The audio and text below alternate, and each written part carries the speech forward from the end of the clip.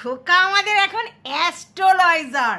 আরে আমি বলছি না, খোকা নিজে বলছে মানুষ যখন নাকি ঠকে শেখে তখন নাকি তার এক্সপিরিয়েন্স গ্যাদার্ড হয়, এটা আমরা জানি, কিন্তু তখন সে অ্যাস্ট্রোলজার হয়। মানে যদি তোমার অনেক ঠকা, তুমি জীবনে ঠকো, আর তারপর সেখান থেকে যদি এক্সপিরিয়েন্স গ্যাদার করো, আর তারপরেই তুমি সেটা নিয়েই বলে যাবে আয় আমার অ্যাস্ট্রোলজার। ব্যাপারটা কি, মানে অ্যাস্ট্রোলজিটা তোমাকে জানতে হবে না, শুধু এক্সপেরিয়েন্সের বেশি তুমি অ্যাস্ট্রোলজার হয়ে যাবে। ও আও আও আও আও, আমাদের খোকু সত্যি তুই গ্রেট হো। যাই হোক, যেটা বলছিলাম সেটা হচ্ছে দেখো, এত উতলা কন্ট্রোভার্সি হচ্ছে, এই আমাদের খোকার হচ্ছে একজন লিগাল অ্যাডভাইজার, আর খোকার একজন পাতানো দিদি, যেখান থেকে ভাইপোটা, রাখি বন্ধন সমস্ত কিছু হয়েছিল। তো এদের নিয়ে যখন এত ঝামেলা হচ্ছে, আর খোকা সেই কন্ট্রোভার্সি দেখেনি, তাই কি কখনো হয়? অবশ্যই দেখেছে, ঠিক আছে। আর দেখার পরে তার কি মানে বক্তব্য, সেটাও তো আমরা শুনতে চাই। না না না, সে এতটাও কাঁচা কাজ করেনি। সে কি বলেছে, ভুল তো জীবনে আমার অনেকই হয়েছে। প্রথমে ওই এঁদো ডোবা, সেখান থেকে পুকুর, পুকুর থেকে নদী, নদী থেকে সমুদ্র, একটার পর একটাই পড়েছে। তো এখানে আমার এই 4টে জায়গা থেকে মনে হলো এঁদো ডোবাটাকে, আচ্ছা তারপরে পুকুরটাকে, তারপরে নদীটাকে, সমুদ্রটাকে। একটা বুঝলাম টিনার সঙ্গে যে গন্ডগোলটা হয়েছে সেটু তো নিয়ে বুঝতেই পারলাম। তারপর সেখান থেকে বেরিয়ে পুকুরটা যদি আমি ধরে নিই আমাদের সীমা দিদি, তো সীমা দিদির পর নদীটাকে যদি ধরে নিই আমাদের লিগাল অ্যাডভাইজার মানে আমাদের খোকার, তাহলে সমুদ্রটাকে, তাহলে এখানে কি কোনো কারণে আবার ঝিমি দিদিও ইনক্লুডেড? আমরা কি করে জানবো? আমরা তো শুধু শুনলাম প্রথমে হচ্ছে মানে ডোবা, ডোবা থেকে পুকুর, পুকুর থেকে নদী, নদী থেকে সমুদ্র। এবার ওর জীবনে যেগুলো আমি যা দেখছি তাতে তো 4 জনের অস্তিত্বই মোটামুটি সেটা নিয়েই কন্ট্রোভার্সি। এক হচ্ছে টিনু, এক হচ্ছে আমাদের সীমা দিদি, এক হচ্ছে আমাদের লিগাল অ্যাডভাইজার, আর এক হচ্ছে ঝিঙ্কু মামনি, ঝিমি দিদি। তাহলে এই জন্যই মনে হচ্ছে নদী, সমুদ্র, পুকুর আর ডোবা 4টে হয়েছে, তাই না গকু? হ্যাঁ, তো সেইগুলো সবটাই ভুল, ভুলে ভরা পৃথিবী। আমাদের খোকুর হচ্ছে ভুলে ভরা পৃথিবী। তো ভুলের পর ভুল, ভুলের পর ভুল, ভুলের পর ভুল করে গেছে, আর সেখান থেকে কি হয়েছে, সেখান থেকে জীবনে এক্সপেরিয়েন্স গ্যাদার করেছে, আর সেটা করে কি হয়েছে, সেটা করে বেশ অর্জিত জ্ঞান সমারোহ মানে সব একসঙ্গে একত্রিত করেছে, আর সেটা করে আগে আগে সব বুঝে যায়, আগে আগে সব জেনে যায়, আগে আগে সব বলে দিতে পারে। তাই আজকের আমাদের খোকু হচ্ছে অ্যাস্ট্রোলজার। ওয়া ওয়া ওয়া ওয়া ওয়া বাবা বাবা বাবা, পড়াশোনা করার কোনো দরকারই নেই, এমনি এমনি লোকে অ্যাস্ট্রোলজার হয়ে যায়। দেখো, এইটা কিন্তু আমাদের খোকা বাবার থেকে পেয়েছে। আচ্ছা, অ্যাকচুয়ালি আমাদের তাতু, হ্যাঁ তিনিও তো জানো তো ডাক্তারি বিদ্যা এমনি এমনি শিখে গেছে না, কিছু বইপত্র পড়েছে, তারপরে অ্যালোপ্যাথি, হোমিওপ্যাথি, আয়ুর্বেদিক সমস্ত শিখে গেছে। হ্যাঁ, মানে যেখানে ডাক্তারি হতো সেইখানে গিয়ে গিয়ে গিয়ে গিয়ে শিখে গেছে। তাহলে সেই রকমই ছেলেও এই এক্সপিরিয়েন্স গ্যাদার করে করে করে করে অ্যাস্ট্রোলজার হয়ে গেছে। বাপরে বাপ। তো চলো, welcome back to my channel. আশা করছি তোমরা সবাই খুব ভালো আছো, আর আমিও খুব ভালো আছি নতুন একটা ভিডিওর সাথে। আমি রুনা লাইফস্টাইল থেকে। তো যাই হোক, যা ইউটিউবের মধ্যে হচ্ছে তাতে এটা পরিষ্কার ভাই, যে তুমি যদি তোমার মতো স্বতন্ত্র ভিডিও করো, আর যদি তুমি মানে নিজে আউটস্পোকেন হও এবং তোমার স্ট্রং মেন্টালিটি রাখো, তাহলেই কিন্তু তোমার সামনে অনেক ভাড়া ঝুলতে পারে, ঠিক আছে? তাই তুমি স্পষ্ট বক্তা হতে পারবে নি, তুমি লাউড হতে পারবে না, তুমি ভিতরে কথা সাপ্রেস করে রাখো, এরকমই মনে শোনা যাচ্ছে। সীমাদির একটা ভিডিও দেখলাম আমি, 41 মিনিটের ভিডিও করে ভীষণই আমি কনফিউজড হয়ে গেছিলাম যে কি হবে, কেউ দেখবে কি না। ওমা সেখানে দেখি আমাদের সীমাদি 53 মিনিটের ভিডিও করেছে। তো তারপর আমি গিয়ে দেখলাম, তো আমরা তো কন্ট্রোভার্সি ক্রিয়েটার, আমাদের তো ফর কিউরিসিটি দেখতেই হবে। তো দেখে যেটা বুঝলাম, সীমাদি বলছে এই জন্যেই আমি এতদিন মুখ খুলিনি, তাহলে আমি আজকের এই টুক করে মুখ খুলেছি, দেখো কি কাণ্ড হচ্ছে। ও তার মানে এটা পরিষ্কার সীমাদি জানতো যে সে কালো চিঠি হতে পারে। তার মানে এটাও পরিষ্কার যে সীমাদি ভয়েতেই মুখ খোলেনি। তার মানে এটাও পরিষ্কার সীমাদি অনেকদিন আগেই বুঝতে পেরেছিল যে তার এগেনস্টে ষড়যন্ত্র হচ্ছে, কিন্তু তারপরেও ভিউয়ার্সদের সামনে নটাঙ্কি করেছে সীমাদি। কি বলেছে? না না কিচ্ছু হয়নি, আমি ওকে বলিনি, আমি তাকে বলিনি, আমি তাকে বলিনি, আমি ওকে বলিনি। অথচ আমরা কিন্তু টাইটেল থাম্বনেল দেখে অনেক কিছু বুঝে যাচ্ছিলাম, কিন্তু সীমাদি শুধু সাপ্রেস করছিল। তবে তার পিছনে একটা বিশাল বড় কারণ আছে, সেটা হচ্ছে নিজের চ্যানেল, নিজের অস্তিত্ব নিয়ে যথেষ্ট ডগমগ করছে। সীমাদি যথেষ্ট ডগমগ করছে এবং সীমাদি বলছে আমার চ্যানেলও না থাকতে পারে, আমার দোকানে এসে হামলা হতে পারে, আমার বাড়িতে এসে হামলা হতে পারে, অনেক কিছু বলছে। তো সেইগুলো অবশ্যই মানে তোমার লাইভের মধ্য দিয়ে জানা গেছে। তো আমি জানি না মানে যে কি এমন কাজ করেছে যেখানে বাড়িতে গিয়ে থ্রেট দেওয়া হবে বা বাড়িতে গিয়ে তুলে নিয়ে আসা হবে বা দোকানে গিয়ে তার হাজব্যান্ডকে জানাবে। কি এমন জিনিস আছে আমি এটা বুঝতে পারছি না। আর কেনই বা সীমাদি সেই ব্যাপারটায় ভয় পাবে? সীমাদি কি এমন করে রেখেছে যে শুভদাকে গিয়ে দোকানে বললে সীমাদি সেই বাড়ি ছাড়তে হতে পারে? আর কি এমন করেছে যেখানে বাড়ি থেকে তুলতে পারবে? এত সাহস কি কারোর হয় যে তুমি কোনো অন্যায় করলে না তোমাকে বাড়ি থেকে তুলে নিয়ে যাবে? তুমি কিছুই ভুলভাল করলে না সেখানে তোমার দোকানে গিয়ে তোমার বরকে হ্যারাস করবে, তোমার দোকানে গিয়ে তোমার নামে কিছু বলবে? এই ব্যাপারটা না আমার ঠিক মানে আমি ভীষণই কনফিউজড এই ব্যাপারটাতে। আচ্ছা, বাই দ্য ওয়ে, সীমাদি বলছে আমি লড়বো। এক্স্যাক্টলি, আমি যদি ঠিক হই, আমার পথ যদি মানে সততার থাকে, আমার যদি কোনো রকম ভয় না থাকে, আমি কেন লড়বো না? সবাই উচিত নিজের জন্য সবসময় স্ট্যান্ড নেওয়া।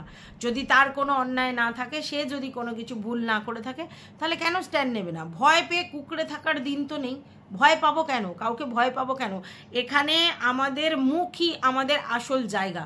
তো সেইখানে আমরা যদি স্বতন্ত্রভাবে নিজের জন্য নিজের স্ট্যান্ড পয়েন্ট নিই, তাহলে সেটাই তো সব থেকে বড় জিনিস। কারণ এই জন্যই তো আমি ইউটিউবে কন্ট্রোভার্সি ক্রিয়েটার, যে আমি যেখানে দেখব কন্ট্রোভার্সি তৈরি হচ্ছে, যেখানে দেখব এই ধরনের নোংরামি শুরু হয়েছে, সেটা নিয়ে আওয়াজ করব, সেটা নিয়ে প্রতিবাদ তুলবো, তাই না? তাহলে সেইখানে আমি কেন চুপ করব? আর যদি আমাকে চুপ করানো চেষ্টা করা হয় ইন্টেনশনালি, তার পিছনে কি রাজ আছে? কেনই বা আছে? আর আমি তার কথা শুনে চুপ করবো কেন? হ্যাঁ, সবাই আমাদের চ্যানেল আমাদের কাছে খুব প্রিয়, তো সেই চ্যানেলের যদি কিছু হার্ম হয়ে যায় ডেফিনেটলি আমাদের প্রবলেম হবে। তো আমার মনে হয় সীমাদির যে লেভেলের ভিউয়ার্স আছে বা যে লেভেলের সীমাদির ভালোবাসার লোকজনরা আছে, চ্যানেল খুললে অটোমেটিক্যালি আবার চ্যানেল ক্রিয়েট করে সেই জায়গায় পৌঁছে যেতে পারবে। আর দেখো না, সীমাদির আরেকটা চ্যানেল ছিল না, থট, যেটাতে উনি ভিডিও না দিয়ে পুরো একদম রিচ ডাউন করে দিয়েছে। তো উনিও তো ওই থটটাও শুরু করেছিলেন। সীমাদির এই চ্যানেলটা অন্য কেউ স্ট্রাইক দিয়েছিল বলে সীমাদি ওই চ্যানেলটা খুলেছে। পরবর্তীকালে তো ওই চ্যানেলটায় সেরকম একটা ভিউজই দেয় না, মানে ভিডিওই দেয় না, তো ভিউজ হবে কি করে? চ্যানেল খোলা কোনো বড় ব্যাপার না, নতুন চ্যানেল খুলে আবার তোমার বক্তব্য রাখতে পারো। তো চ্যানেল খুলে মানে যদি ডিলিটও হয়ে যায়, নতুন চ্যানেল হবে, তাতে কি আছে? তবে হ্যাঁ, সীমাদি বলেছে আমি লড়বো, আমি ভয় পাই না, আমাকে যা সইতে হয় সইব, আমাকে যেমন যেমন করে করতে হয় তেমন করে আমি চলবো। আর এটাই হওয়া উচিত, যে কোনো মানুষকে লড়াকু হতে হয়। সাপ্রেস করে কোনো জিনিস রাখা যাবে না। কেন সাপ্রেস করে রাখবো? কেন অন্য লোকের ইনস্ট্রাকশন আমি ফলো করব? কেন অন্য লোককে আমি ভয় পাবো? কিসের জন্য ভয়? আমি যদি অন্যায় না করে থাকি, আমার যদি কোনো অন্যায় না থাকে, আমি কিসের জন্য ভয় পাবো? ভয় পাওয়ার এটা জায়গা নয়। এখানে ডর গেয়া ও গেয়া, ঠিক আছে? তো এখানে নিজে স্বতন্ত্র বক্তব্য রাখবার জন্যই আমরা একজন কন্ট্রোভার্সি ক্রিয়েটার। হ্যাঁ, অন্যকে নোংরা কথা না বলে নিজের মতো করে নিজের বক্তব্যে লজিক্যাল থেকে ভিডিও, তো এটাই তো বক্তব্য ছিল আমাদের সবার।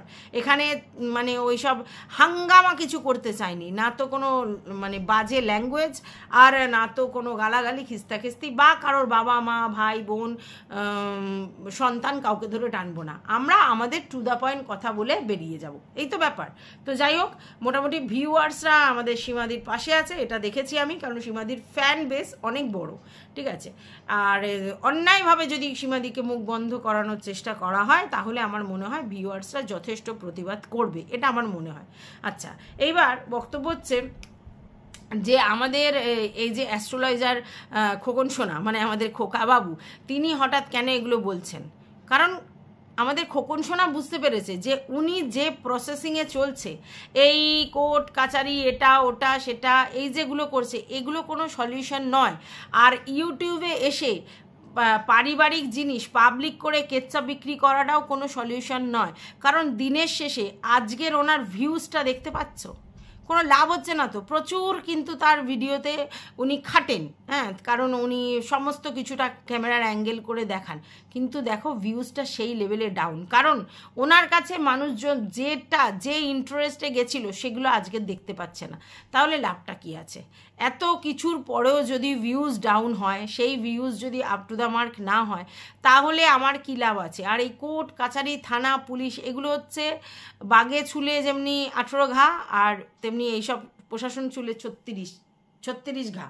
তো সেটা হচ্ছে, তো আমি কোনো দিনই এই থানা পুলিশ কোর্ট কাচারি প্রশাসন এই সব জিনিসে ইনভলভ হওয়া পছন্দ করি না। দুদিকের তরফেই আমি সবসময় এটার প্রোটেস্ট করেছি যে আলটিমেটলি নেপোয় দই মেরে যাবে।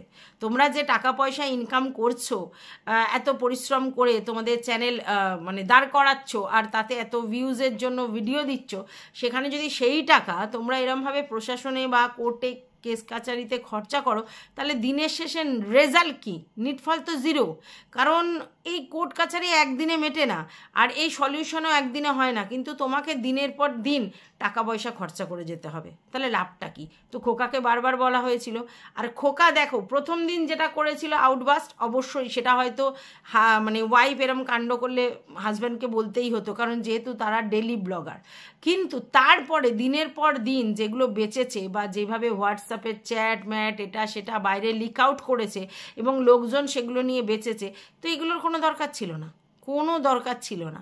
সেগুলো করে আজকে নিজের জায়গাটা পুরোপুরি টোটালি নষ্ট করে দিয়েছে খোকা। কিছু ভিউয়ার্স নেই, ডেফিনেটলি আছে, কিন্তু বলুন তো, অত বড় চ্যানেল হোল্ডার যদি 9,000 10,000 20,000-এর মধ্যে তার ভিউজ থাকে, তাহলে লাভটা কি আছে এত পরিশ্রম করে, তাই না? যাই হোক, আরেকটা জিনিস খোকা বলল যে আমরা এক্সপিরিয়েন্স গ্যাদার করি কোথা থেকে? আমাদের সিনিয়র মোস্ট পার্সনদের থেকে, কারণ তারা বয়সে অনেক অভিজ্ঞ এবং সেই জায়গা থেকে অনেক অভিজ্ঞতা সঞ্চয় করেছে। তো সেই জায়গা থেকে তাদের থেকে শিখি, কিন্তু তাদের জীবনে তো এমন ঘটনা ঘটেনি, তাই তারা শেয়ার করতে পারেনি আমার সাথে। বাট আমার জীবনে এরকম ঘটনা ঘটেছে, তাই আমি জীবনে অনেক এক্সপিরিয়েন্স গ্যাদার করেছি, এবং এগুলোই আমার ছেলেকে বলতে পারবো যাতে তার কোনো বিপদ না আসে। এবং প্রথম কথা হচ্ছে যে দুভাবে অভিজ্ঞতা সঞ্চয় করা যায়। একটা হচ্ছে বয়সের ভারে, মানে যত বয়স হবে, যত পরিপক্ক হবে, যত মানুষের সঙ্গে মিশবে, তত তোমার অভিজ্ঞতা সঞ্চয় হবে। আর এক হচ্ছে ঠেকে ঠোকে শিখে, মানে যত তোমার সামনে ব্যারিয়ার আসবে, মানে যত অনুকূল পরিস্থিতি তোমার সামনে আসবে এবং তুমি মোকাবিলা করে এগিয়ে যাবে যে কোনো পরিস্থিতিতে, তখনই কিন্তু তোমার সেই ব্যাপারটা এক্সপেরিয়েন্স হবে।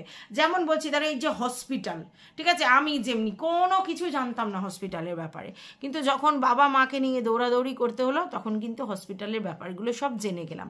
ঠিক আছে, ছেলে স্কুলিং, ছেলেকে নিয়ে দৌড়াদৌড়ি করে শিখলাম। ব্যাংকিং প্রসেসিং, সেগুলো হচ্ছে দৌড়াদৌড়ি করে ব্যাংকে গিয়ে শিখলাম। তারপর আমাদের কোর্ট কাচারি হয়েছিল একটা জিনিস নিয়ে, সেখানেও গিয়ে এক্সপিরিয়েন্স গ্যাদার হলো, সেই বিষয়টা কি করে কি হলো সেগুলো সব শিখলাম।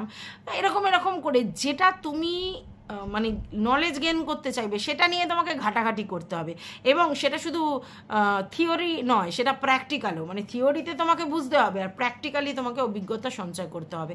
তো সেই জায়গা থেকে আজকের খোকার ঠাকুরদা বা বাবার লাইফে তো এরকম ধরনের সিচুয়েশান আসেনি, মানে এরকম বিবাহ বিচ্ছেদের গল্প আসেনি, তাই সেই এক্সপিরিয়েন্স গ্যাদার হওয়ার সম্ভাবনা নেই। বা তাদের ঠাকুমা বা মায়েরা সেরকম কোনো কেস কামারি বা প্রশাসন এইগুলোর মধ্যে জড়িয়ে ফেলেনি, তাই তাদের এইগুলোর সম্বন্ধে কোনো আইডিয়া নেই। কিন্তু আমাদের খোকু যেহেতু বিয়ে, তারপরে 5 বছর পর তাদের এরকম একটা কেস হলো, এবং তারপরে যেহেতু সে হচ্ছে থানা পুলিশ কোর্ট কাছারিতে দৌড়াদৌড়ি করলো, তাই সে এক্সপিরিয়েন্স গ্যাদার করেছে এবং সেই ক্ষেত্রে তার অভিজ্ঞতা সঞ্চয় হয়েছে, তাই না? কিন্তু সে সেটা বলছে যে আমি আমার ছেলেকে বলবো। ছেলের যদি এরকম কিছু সিচুয়েশান আসে তখন তো বলবে। ছেলের যদি কোনো সিচুয়েশান এরকম অকওয়ার্ড না আসে, তাহলে তোমার এই এক্সপিরিয়েন্স থেকে ওর কি শেখার আছে? এই থানা, পুলিশ, কোর্ট কাচারি, প্রশাসন, এই পরকীয়া, এই আবার এগুলো থেকে তোমার ছেলের কি শেখার আছে? তোমার ছেলে কি ওগুলো শিখতে পারবে? শেখার তো কথা নয়। তাহলে এই মুহূর্তে তোমার ছেলেকে এইসব এক্সপিরিয়েন্স না শিখিয়ে পড়াশোনাটা ভালো করে শেখাও, ডেপথে শেখাও, বেসটা শেখাও। মানে 8 অষ্টবসু 9 নবগ্রহ এগুলো পর্যন্ত তোমাকে তোমার মায়ের থেকে জেনে শেখাতে হচ্ছে। তাহলে তুমি ওই ঠিকঠাক ওকে পড়াশোনা শেখাও। এডুকেশানই একটা মানুষকে ব্রডলি চিন্তাভাবনা করতে শেখায়। যত কম এডুকেশন তত চিন্তাভাবনা অনেক ছোটোভাবে হয়, ঠিক আছে? তো সেই জন্য পড়াশোনাটা শেখাও, পড়াশোনা থেকে ওর বেসটা তৈরি করাও, ওকে নিজের পায়ে নিজে শক্ত হয়ে দাঁড়ানোর জন্য যা করতে হয় সেগুলো করাও। বাদ বাকি তোমার কোর্ট কেসে কি হয়েছে না হয়েছে, সেখান থেকে তুমি কি এক্সপিরিয়েন্স গ্যাদার করেছো, সেগুলো তোমার ছেলেকে জানিয়ে কি করবে? আর তোমার ছেলেই বা সেগুলো নিয়ে কি করবে? আমি তো বুঝে পেলাম না।